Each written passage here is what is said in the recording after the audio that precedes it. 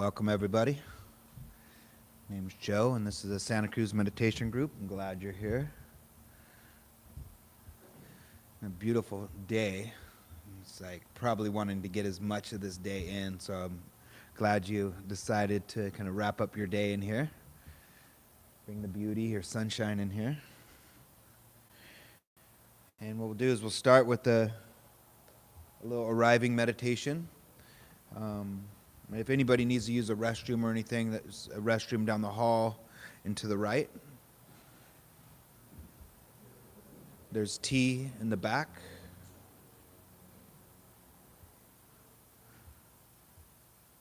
And yeah.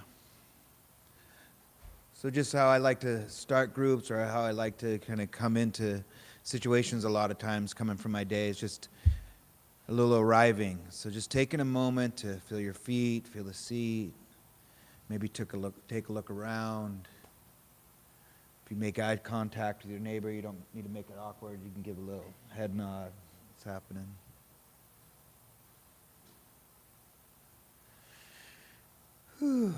You can find a place to rest your eyes if you'd like to leave your eyes open or close your eyes. And just taking a moment to check in. What's here? What's present? This busyness of our day. We have these intentions we come into a meditation group maybe with, but the mind has other plans sometimes. So just notice if any portion of your day is still here, the busyness, the rushing, even the hurrying to get to a meditation group.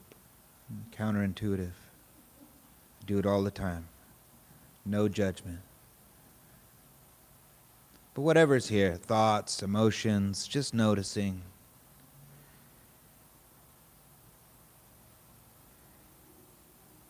But then shifting your awareness to expand to what else is present. We notice these sounds that are in the room, outside the room.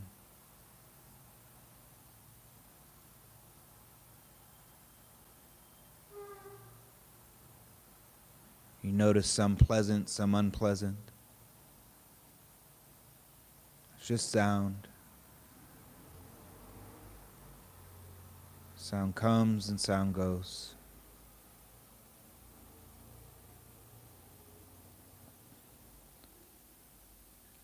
Letting that awareness trickle down into the body, the shoulders, the back, the spine, down to the sit bones, backs of the legs, all the way down to the feet on the floor. You've arrived, this body, let it know that it can rest.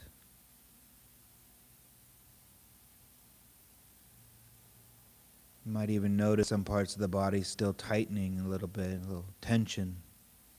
Invite these places to soften and relax. Just an invitation, not a demand.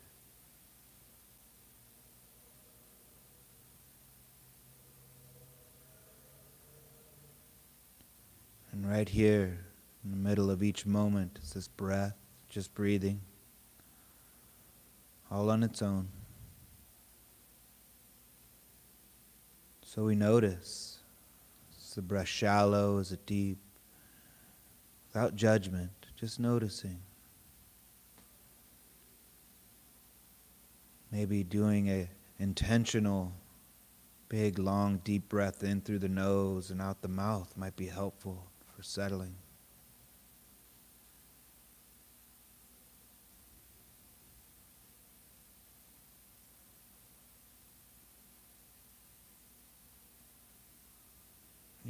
You've arrived. There's nothing else you need to do to get to this moment. It's here. Thoughts, emotions, sounds, sensations.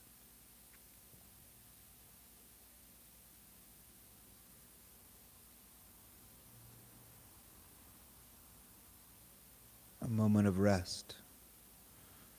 a moment of reprieve, if you will.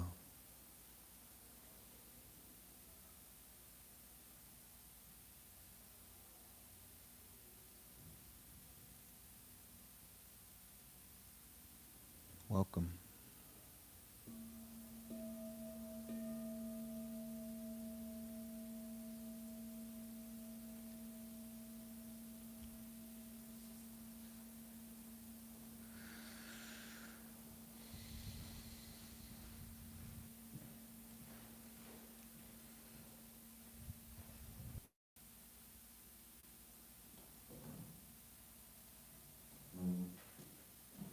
So I'll do the notes on my phone.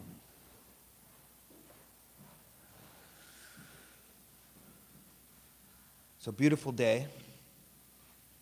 What a beautiful way to end it with y'all. Good to see you. It's been a week since I saw you last. Some travels. We're super awesome.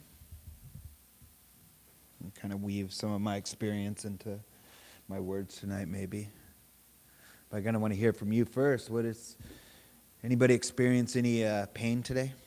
Any suffering? Yeah, okay. How about any joy? Anybody experience some joy? Let's hear the joy. Let's share some. What was joyful for you today? What was pleasant? Yes, beautiful. That is important. We want you to be safe. Your brakes. Pump the brakes. Nice, nice. Brakes are fixed. Yes. Nice. Good on you. Self-care. Yeah, connect. Oh, beautiful. Yay. Mm-hmm. Mm-hmm. Yeah.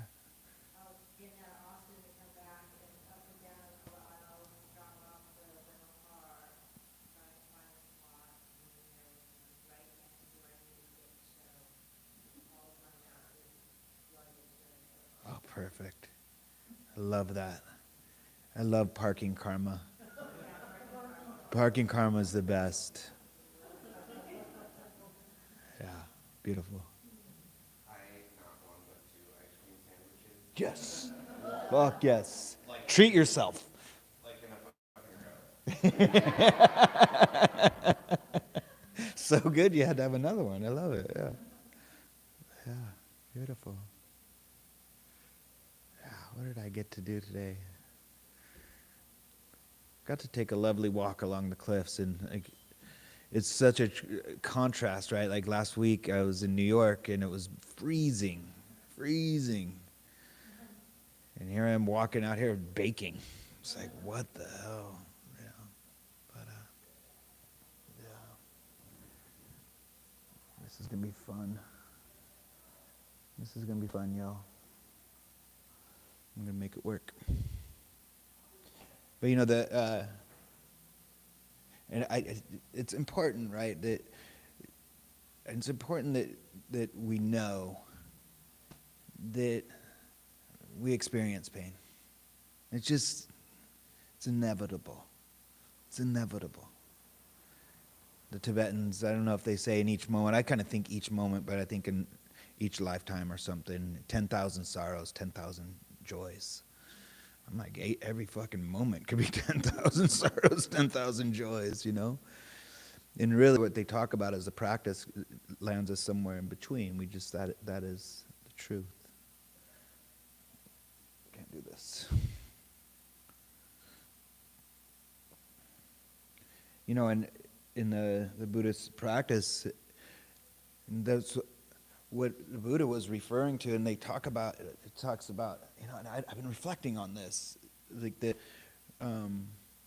first truth is that we all suffer. And I'm like, yes. And then, the second truth is the cause of the suffering is craving, clinging, grasping, pushing away. And then there's an end to the suffering, and it's through this path, ... But I've been thinking about it. I'm like, I don't know, my experience is that I feel like it's pain is inevitable. The truth is that life is painful. Life is fucking painful. Emotionally, physically painful. And what's optional is the suffering around it. We don't have to suffer, And I had to peel the two apart a little bit, I don't know why, but it felt better to me. I don't know. It felt like, okay. Because when I think of suffering, there's so much fucking suffering. There's so much fucking suffering on different levels, And it's like, I don't want to have a suffering off with anybody, I'm a fucking white cisgendered male, so I can realize a lot of privileges of my life, navigating in this body. Doesn't mean I haven't suffered or I haven't experienced pain, emotional and physical pain. So whether it's small pain or big pain, I think this practice helps us with the suffering around the pain that we go through. And it's not by dismissing the pain. It's by seeing the pain, being with the pain, but not being stuck in the pain. That's where the suffering is, not pushing away the pain, not distracting the pain,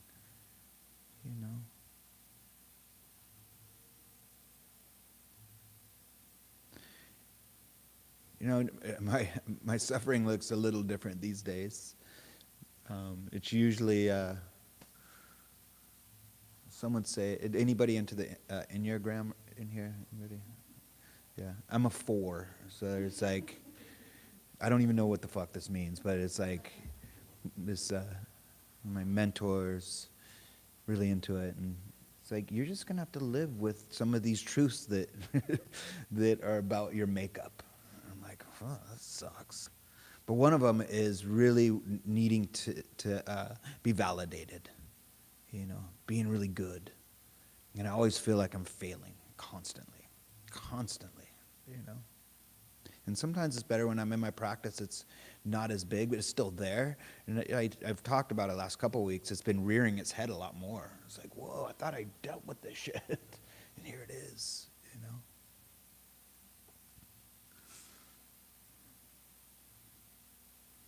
But I was practicing, I was at a meditation retreat in Thailand.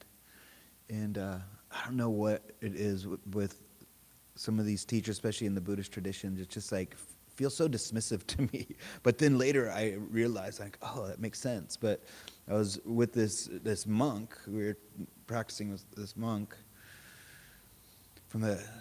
anyway, we were in the Thai forest, and, pretty reg. It's like you're bowing, you're doing all these things. It's like, it's a lot. Not totally my jam.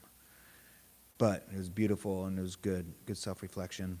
But you got like maybe 5 to 10 minute talk with the teacher, the monk, through the whole 10 days. You get one. And I'm like, as soon as because you weren't talking the whole time, so as soon as I was like, I'm like, it was like all, and I'm just, and it was when I was first starting to offer groups and started getting into this little role of offering meditation and mindfulness, and I just like, I don't think I'm good enough. I don't think I can do this person, comparing myself, and it's just all this stuff. And just sitting there, just listen to me for my whole 5 minutes of ranting, and he goes, maybe. So? And I'm like, you motherfucking son. Thought he was going to give me some killer insight. Maybe so. Maybe. So? But that's what he said. So guess what I was thinking about the whole time? The rest of my, what the hell? But after reflecting on that, it didn't, it's difficult doing those retreats anyway, but what came to me after just kind of reflecting on that is like, yeah, maybe you might be perceived that way. So, like, and what I think that, but the so is like right now. What is the point of suffering right now? Maybe there might be, maybe there's, prepare more, do whatever, sure. But why are we suffering right in this moment about it? And I think that is like most of my life. I'm always projecting or remembering, just like, I did, ooh, or that happened. And some of it is really big, so it's like, yeah, it hits hard. But the practice keeps telling us is to come back to this moment right now, because this is what we got. This is what we got. This moment. And the more we're in this moment, we can greet the next moment. We don't get stuck in this moment, because then we're suffering. Oh, this moment was great. This next one sucks.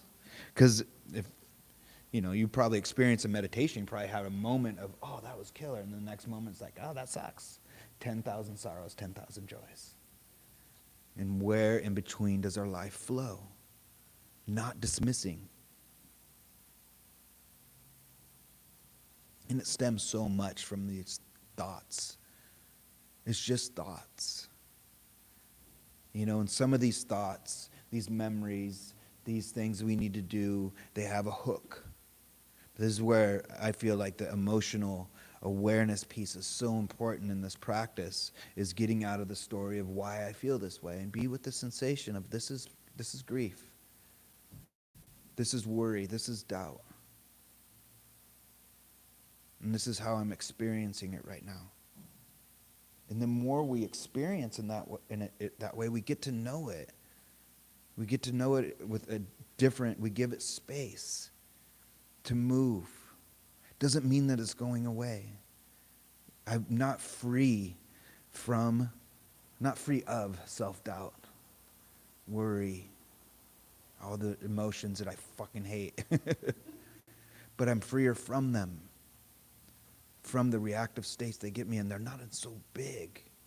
And I can notice, and this is where, again, the understanding, this first section of the Eightfold Path of understanding, we begin to understand that impermanence, it's not personal. It's not personally happening right now. Not in a dismissive way, like it didn't happen. Whatever it happened, that you have a memory or it's not going to happen. We don't want to dismiss that. But in this moment, is it happening right now? It's not personal. And trying to make it any different, feeling to fix it, is just going to lead to dissatisfaction.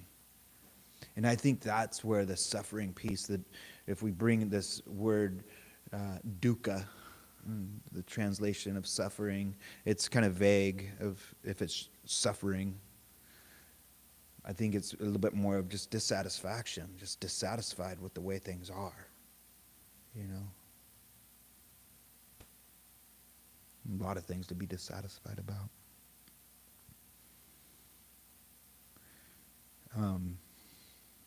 I love this when old bands that I listened to for a long time, I read their lyrics later, I'm like, oh, this is super fucking mindful.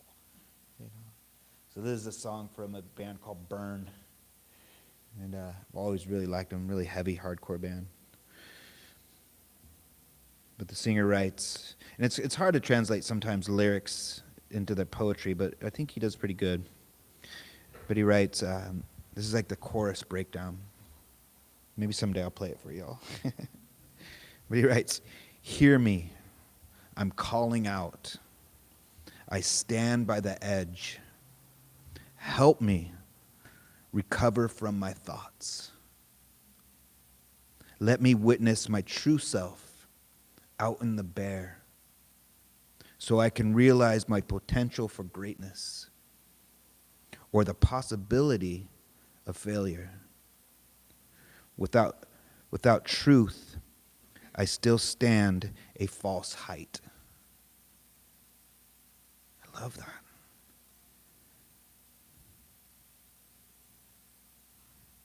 Both. So we can realize our true self, our potential for greatness. What's holding us back? How many times do we get in our own way?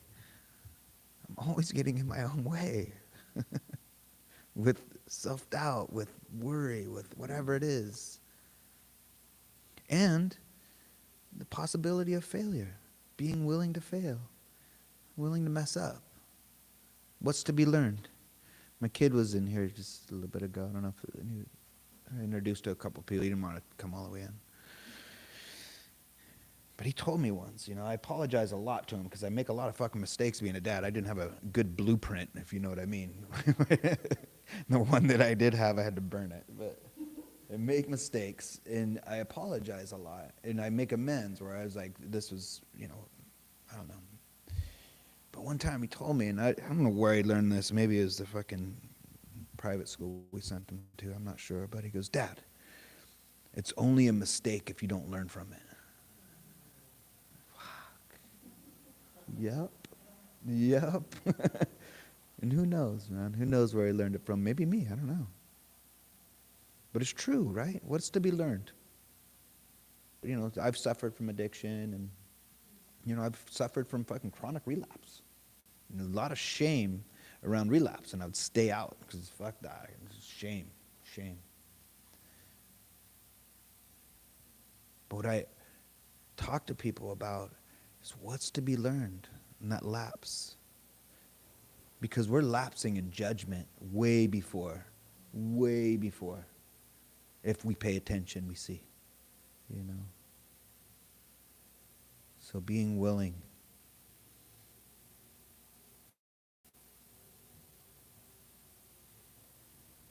And it doesn't even have to be a substance addiction. It's like we're addicted to our thoughts. We're addicted to behaviors. We're addicted to people. We're just addicted to the way we feel, the way we need to be, who we need to be,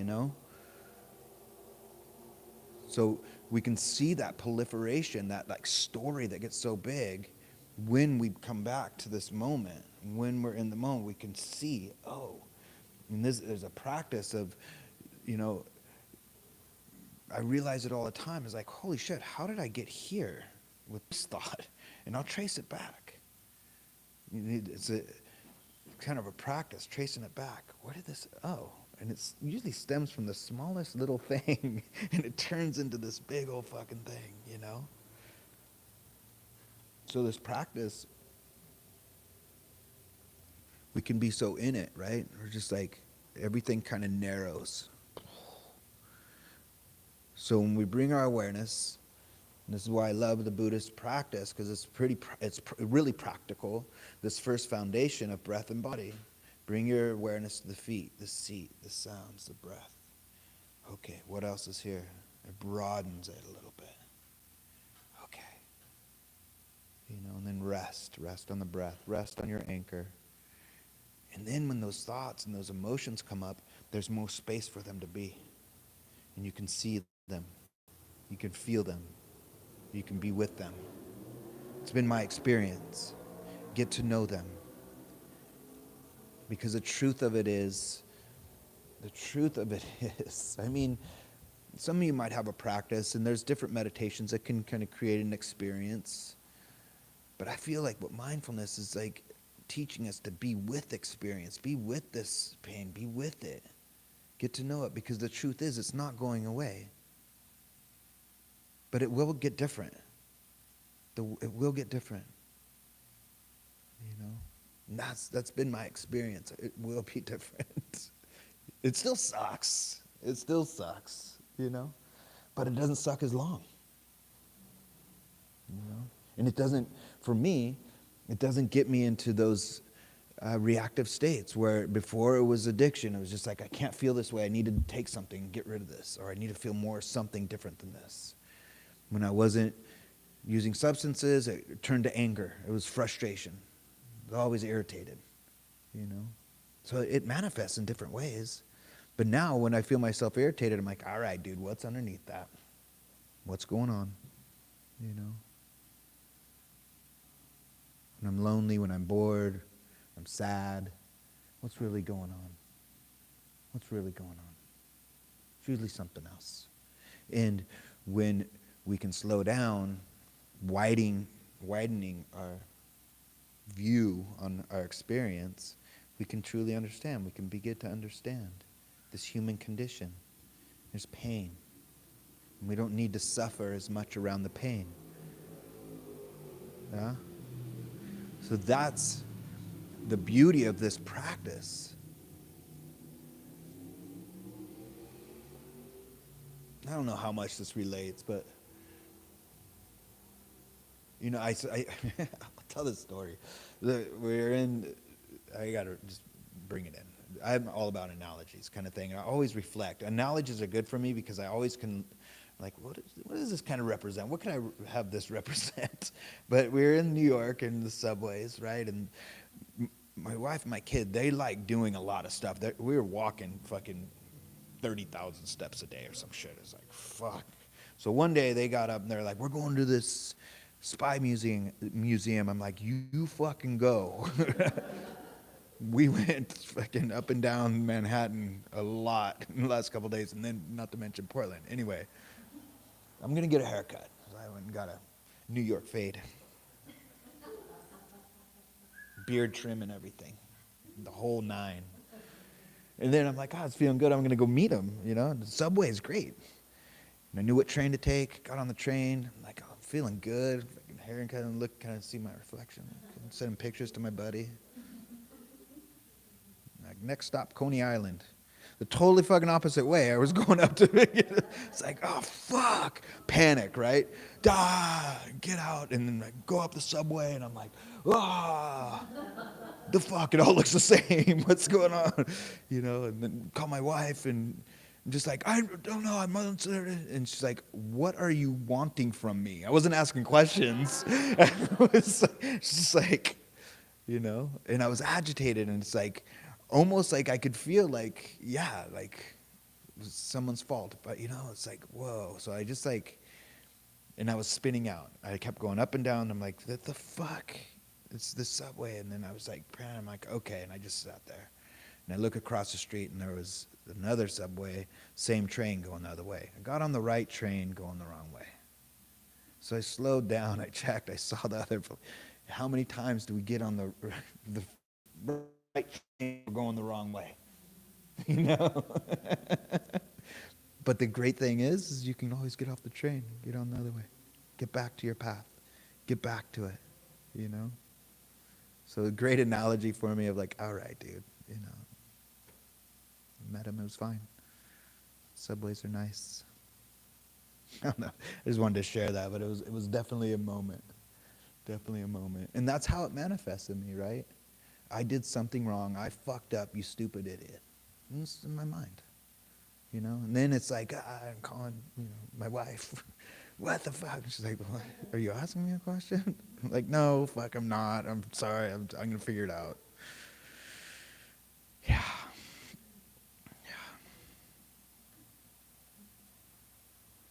So,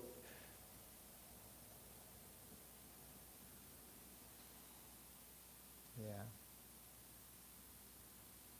We'll get to a meditation soon because I want to get into that. Because that's the only way. Like, again, I say this all the time. It's just my experience. It's for you to experience yourself. But I really hope the inspiration here is this practice is a tool to contemplate the human experience. To contemplate, not figure anything out, but just like, how am I experiencing this moment? And if you want to get more into the Buddhist tradition and the teachings, I truly suggest you do. I don't really teach Buddhism that much. I'm not like a scholar at that. I kind of like, what are these practical tools? But that's how I learned, and I adapted them to speak to me and work for me, And the four foundations were so crucial because that first foundation, it's kind of teaches us to first come back, okay, what's really going on, broaden the scope. And then the second foundation starts getting at how are we experiencing each moment. Everything we experience, there's flavors, right? We either like it, we don't like it, or it's neutral. Vedana. Pleasant, unpleasant, neutral. Everything. The way you're sitting in the seat right now, it's either pleasant, unpleasant, neutral. These sounds, they're either pleasant, unpleasant, neutral. So you start to see, and you'll start to see, like, I really like when it's pleasant, and I hate it when it's unpleasant. And neutral, I don't even know. It's boring. I don't, it's like I want excitement. But neutral for me now is like, oh, there's some contentment in between. So I encourage you to check that out. Check that out.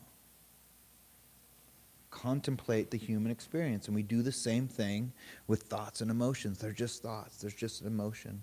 Some of them are random, neutral. Some of them are very unpleasant. Some are really unpleasant, or really pleasant, and we're like grasping, you know? Contemplate this human experience. I like to call it sometimes the human experiment. It's just an experiment, and we're going to make mistakes. What is to be learned? The great guru Joe Clements. When you make a mistake, what is to be learned? You know, and if nothing else, just coming back to an anchor, to a place that we can call home. It's right here. Everything's right here. Coming home to the doorway of your heart, of your being, of your truth. Beyond the causes and conditions of how we are raised, how society, of all the things that happened, didn't happen, may happen, not happen. There's something that just truly, I don't know, it's bigger than all of that. And it's waiting to be seen. It's a well. I picture it like a well of just being, not doing. And that's what this practice is great for. You don't have to do shit. Just learn to be. Sound good? Sound good enough? Let's fucking party then. You ready? Okay. So just taking a couple moments to kind of settle in. A posture that is supportive, that sustainable for about 20, 25-minute meditation.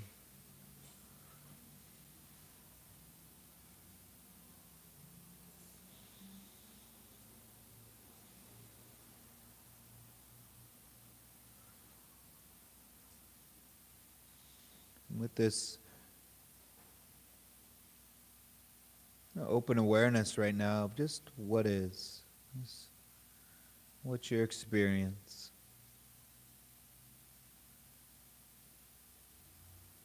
The mind is restless. Can it be okay to be restless right now? Can let go of trying to stop the mind from thinking, feeling. I don't know about you, but I've never mellowed out by being told I need to mellow out. So why would my mind do so?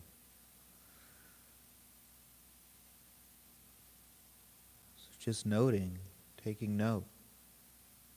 Restless. The mind is restless right now. Or the mind is reflective, reflecting on the talk or something that happened, may or may not happen.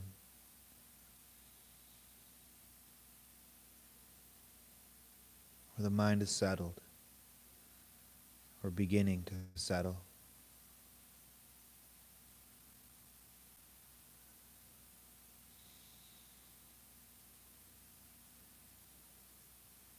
Maybe noticing as well if there's an energy in the body that's kind of matching the mind. Is the body restless?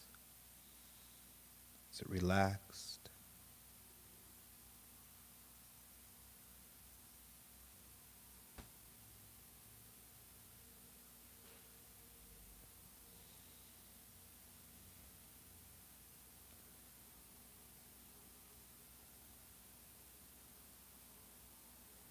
And just shifting your awareness.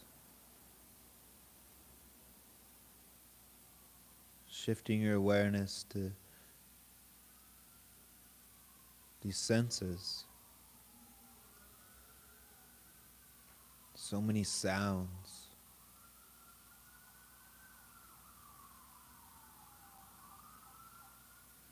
So many sounds that come and go, and some might even create a response, a memory.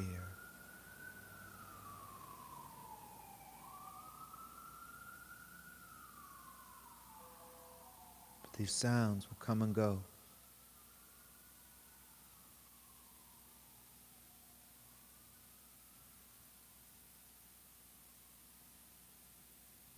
So we just note each sound that comes, each sound that goes. You can label it as pleasant, unpleasant, neutral.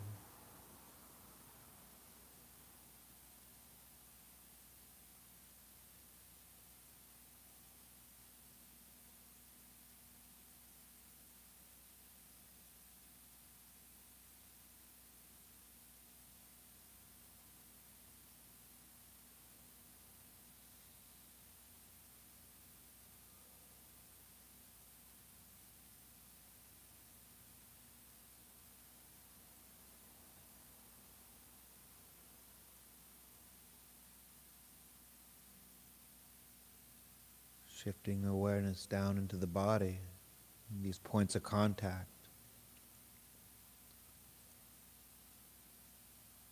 The feet, the seat, spine,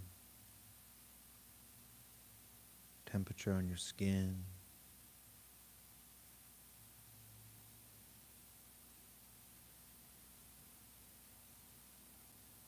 Hands resting in the lap.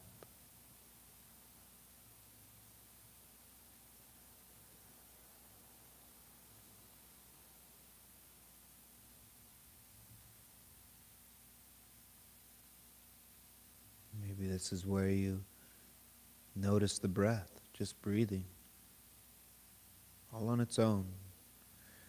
No need to change the way you're breathing, just noticing. The breath comes in, the breath goes out. No need to change the way you're breathing.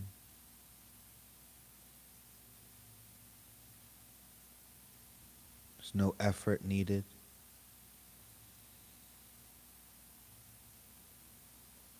Noting in on the in-breath, out on the out-breath.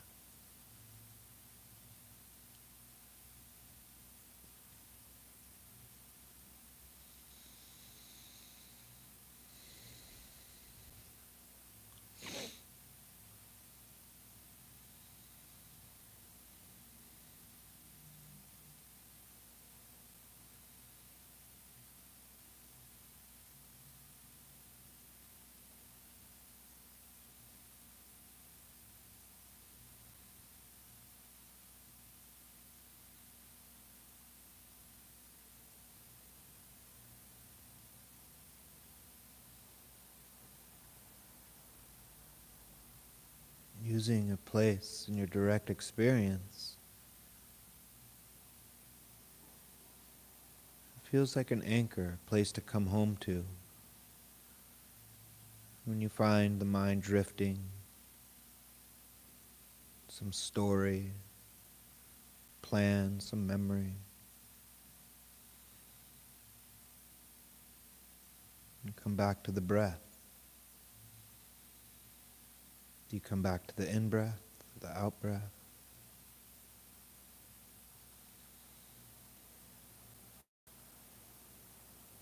Maybe you come back to the sounds.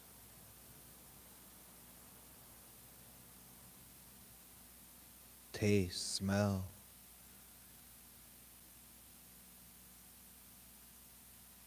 Touch.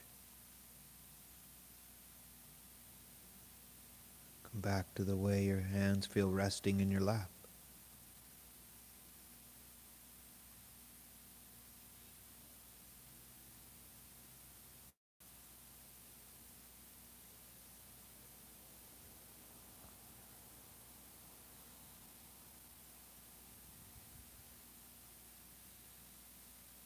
And as you establish this anchor, this coming home place, you can contemplate this moment and how you're experiencing it.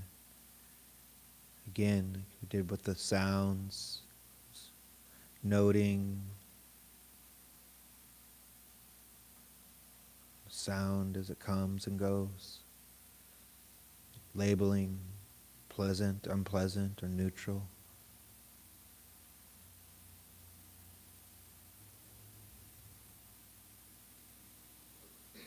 If it seems too heady, you can just come back to something that's just simple. Just the in and out of the breath is good enough.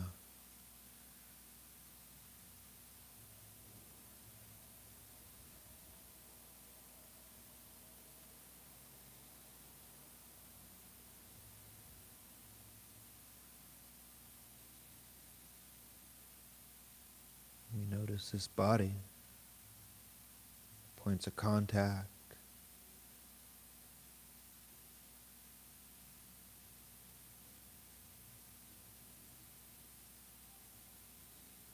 labeling sensations you feel.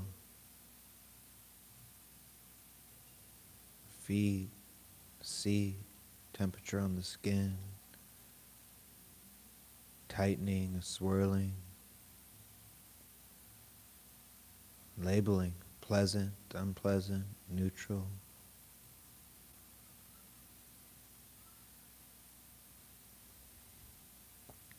Being careful, noticing when you're getting into the story, the ingredients of why you may be experiencing this, or how you're going to experience more. When it's pleasant, just notice pleasant.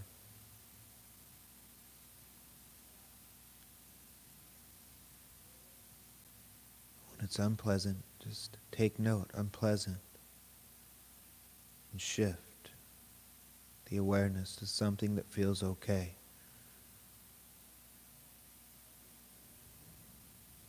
Give the physical pain room to expand, to soften around. Breathe into these areas.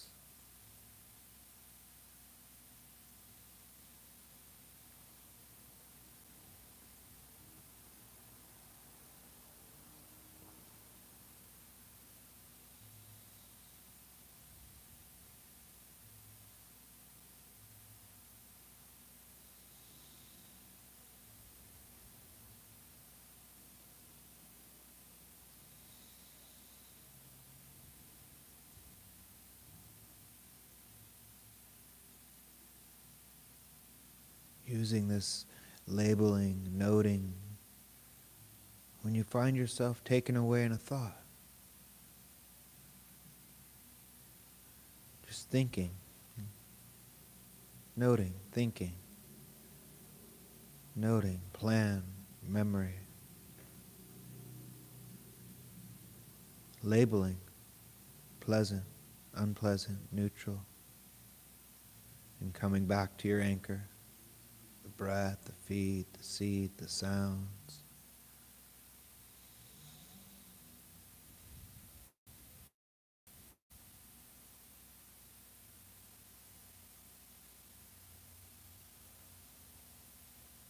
Noticing these thoughts,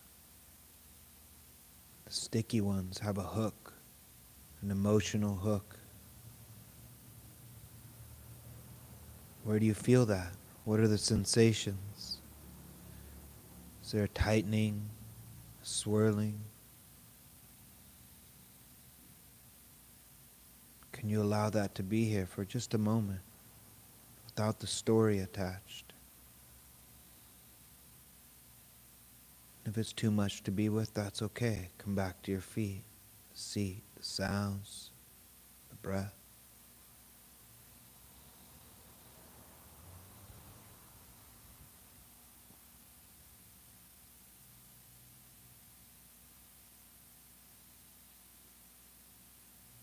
This is how we contemplate this human experience. These flavors of each moment.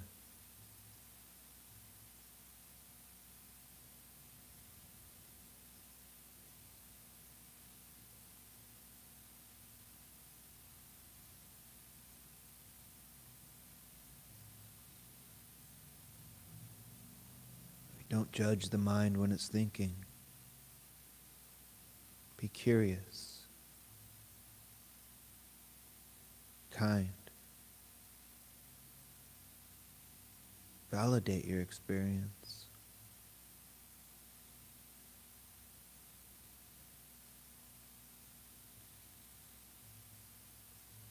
Come back home and welcome yourself right here, right now.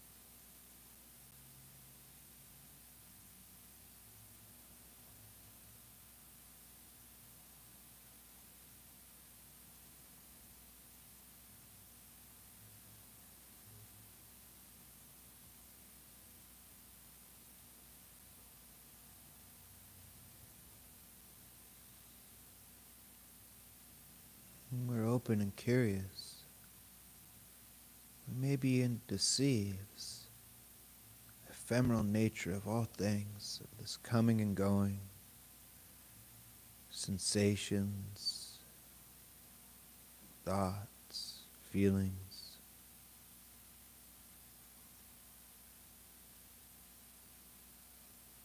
If we allow them, if we soften,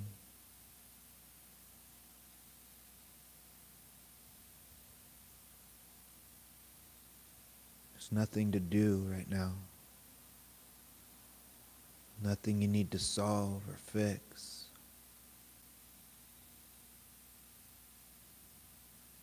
Invite yourself just to hold, be with, gently, lightly.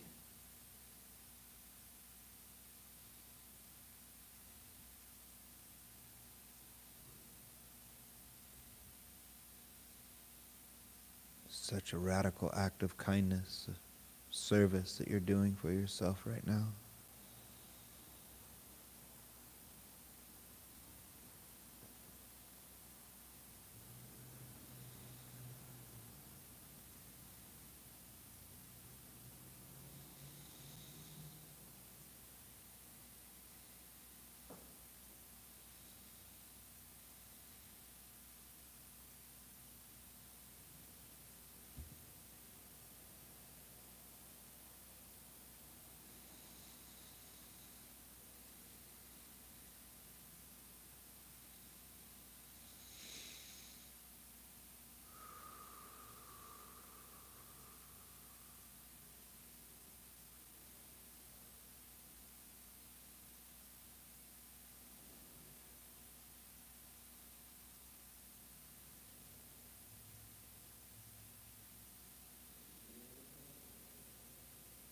And when and if you feel that little nagging, judgmental voice, maybe just respond. The words maybe, so.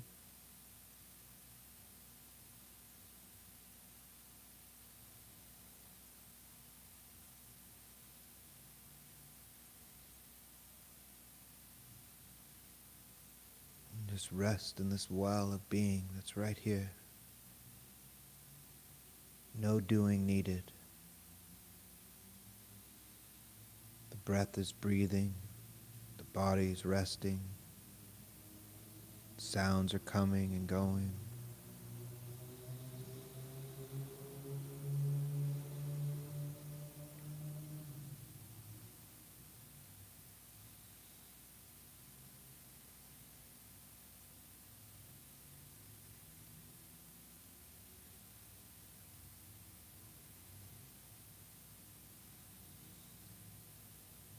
Just as the sky experiences storms and clouds, rain, It also experiences sunlight, blue, and it doesn't judge. Be the sky. Storms come and go. Rest in the warmth when it's here.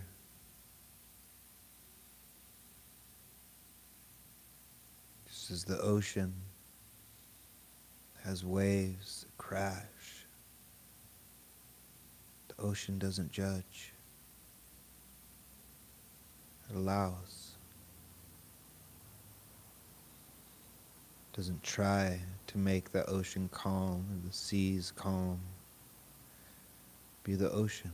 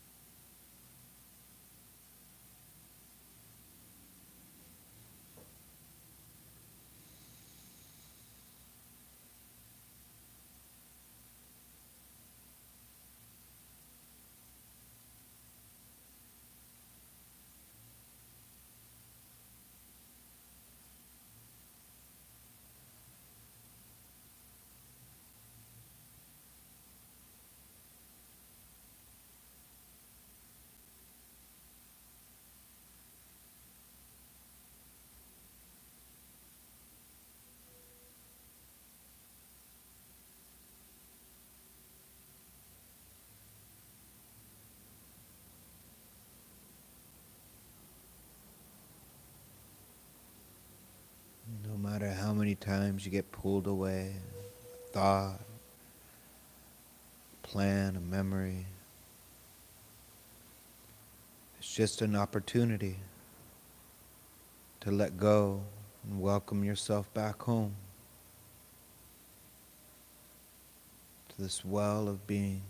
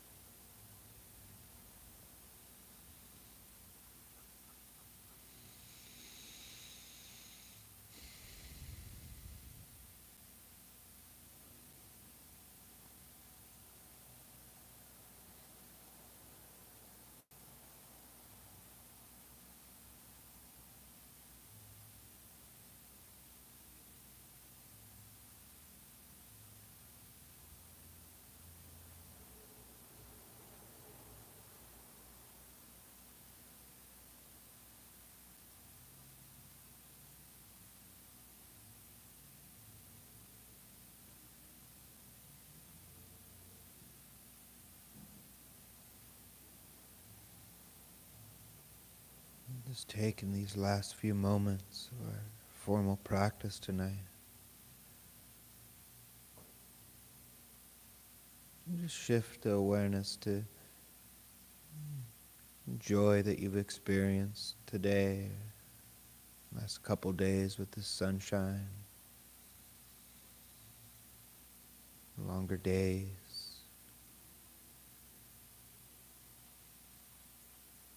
Just anything that you're experiencing right now that is easy, peaceful.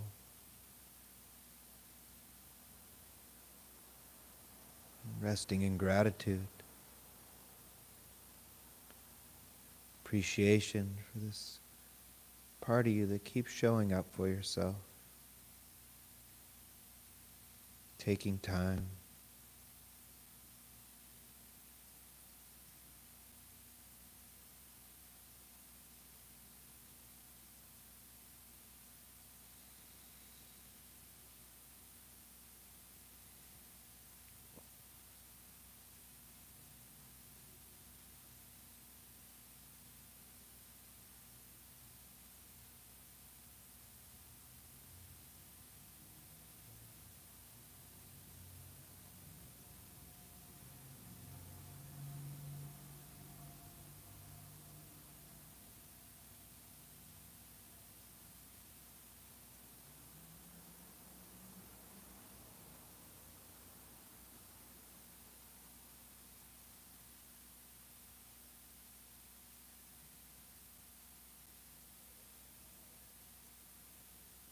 Let yourself let go of anything, any trying.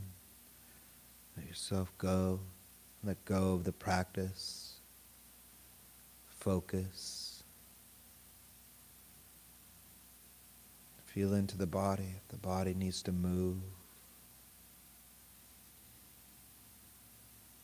If there's a thought that you've been pushing away, just notice if it's still here. Let the mind feel, think.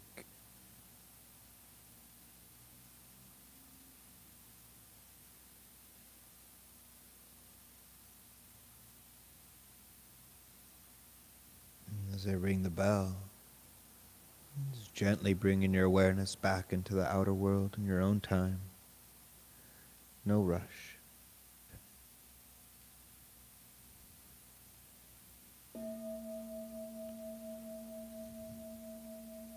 Thank you all.